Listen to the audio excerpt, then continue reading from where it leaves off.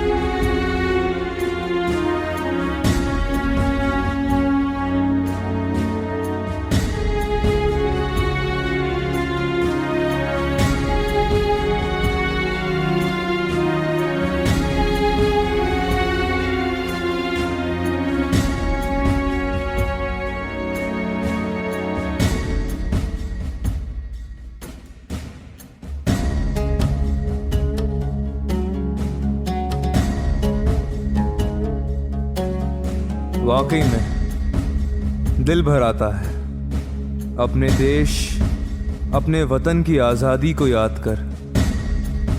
कहते हैं बहुत संघर्ष के बाद हमने इस आज़ादी को पाया है, पर क्या हम आज वाकई में आज़ाद है? क्या आज देश का हर नागरिक आज़ाद है? बिल्कुल नहीं। नज़र दौड़ाइए और देखें कि हमारे आसपास क्या हो रहा है। हमें अंग्रेज़ों से तो आज़ादी ज़रूर मिली, लेकिन आज भी हम सामाजिक बुराइयों की बेड़ियों से जकड़े हुए हैं।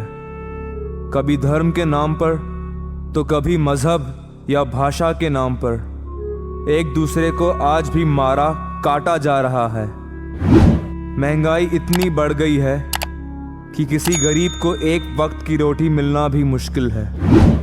India rising, India shining. Bharat तरक्की तो कर रहा है, लेकिन क्या वो तरक्की आम आदमी तक पहुंच रही है?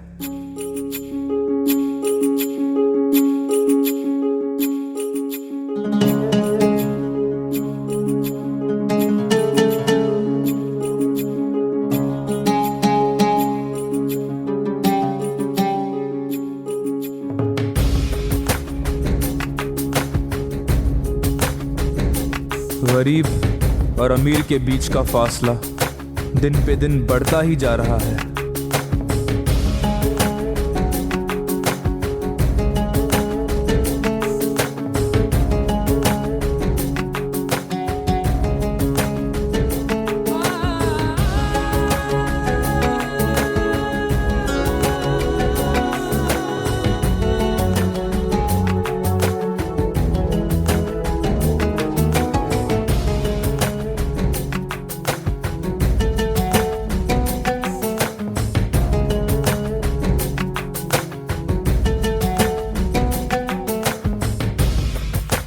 लाल बहादुर शास्त्री ने कहा था, जय जवान जय किसान। तो फिर क्यों किसान आज आत्महत्या कर रहा है? क्यों बेरोजगारी है? क्यों गरीबी बढ़ती ही जा रही है? क्यों आज लाखों बेघर है? राजनीति में तो केवल भ्रष्टाचार ही है। समाज कल्याण के नाम पर अरबों रुपयों का हेरफेर होता है। हर व्यक्ति लालच में फंसा हुआ है। रिश्वतखोरी, धोखाधड़ी, लूटमार, आतंकवाद, नक्सलवाद, जात पात, भेदभाव, ये सब लोगों को केवल तबाही की ओर ही ले जा रहे हैं।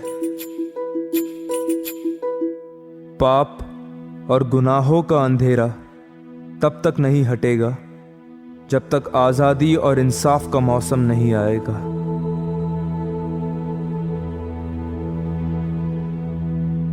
सारी दुनिया भर के 40% गरीब लोग जिस देश में रहते हो, क्या वो देश आज़ाद है?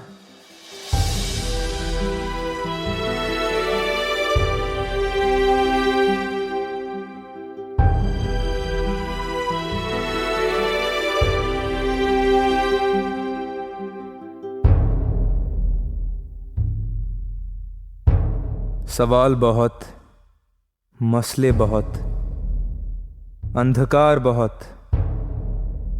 इंसान गुलामी में है और सबसे बड़ी गुलामी है गुनाह की।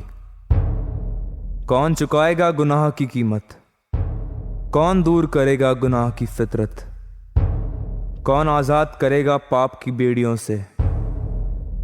इंसान हार जाता है और हारता रहेगा, क्योंकि इन मुश्किलों का हल इंसान के पास नहीं, सिर्फ खुदा के पास है। मेरे अगले शब्दों को बहुत गौर से सुनिए। बेटा करता है आज़ाद जिसको, वो हकीकत में आज़ाद है। Whom the sun sets free is free indeed.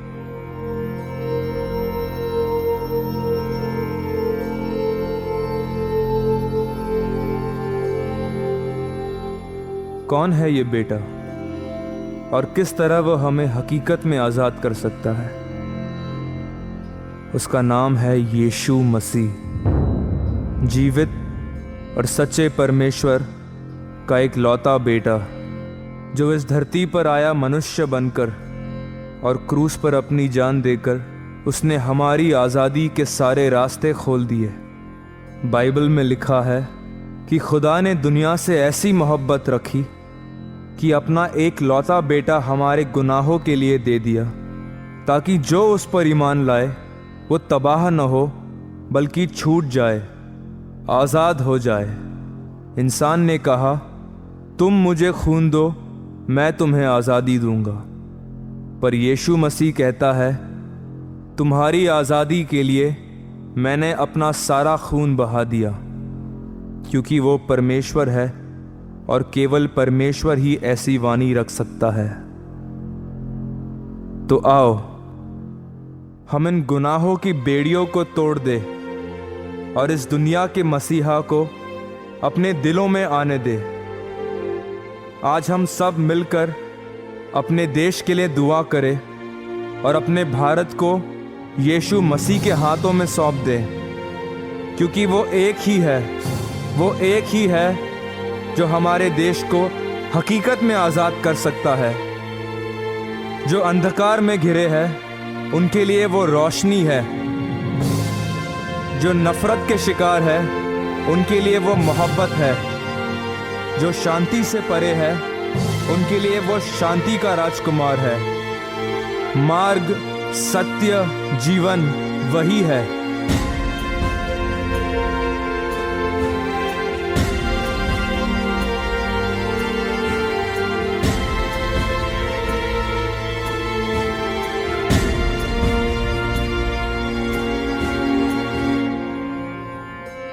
खुदा का कलाम कहता है कि धन्य है वो देश जिसका प्रभु यहोवा है।